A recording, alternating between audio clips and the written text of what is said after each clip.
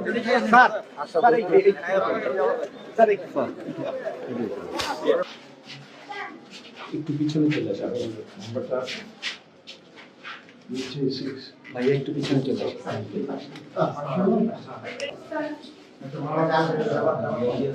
Bag কান্দে করবে আমি বুঝলাম না। স্যার একটু ধরে রাখি। সামনের দিকে তাকাই স্যার, একটু সামনের দিকে তাকাই স্যার। এমন মানসিকতা আমরা বিশ্বাস করি, সেটা হচ্ছে এই যে আমরা না খেয়ে থাকতে রাজি আছি কিন্তু ভোট না দিয়ে থাকতে রাজি নয়। এবং মানুষ কিন্তু, বাংলাদেশের মানুষ তাদের রাজনৈতিক অধিকার সে সম্বন্ধে তারা সম্পূর্ণ সচেতন। 4টি নির্বাচনের পরে আজকে আমরা সুষ্ঠু নিরপেক্ষ পরিবেশে আমরা ভোট দিতে এসেছি।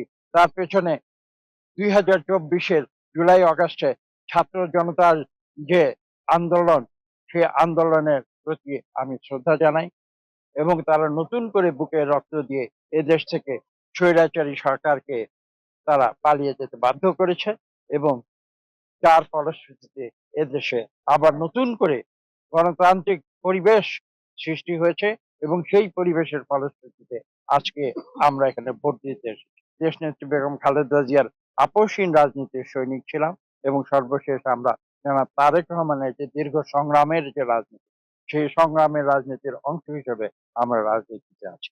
আজকে বহুদিন পরে, প্রায় 2 দশক 17 বছর পরে সেই পরিবেশ সৃষ্টি হয়েছে এবং সেই পরিবেশের সুযোগ নিয়ে বাংলাদেশের ভোটার যারা আছেন, প্রায় 13 কোটি ভোটার, তারা ভোট কেন্দ্রে এসে আজকে তাদের সেই অধিকার তারা প্রয়োগ করবে।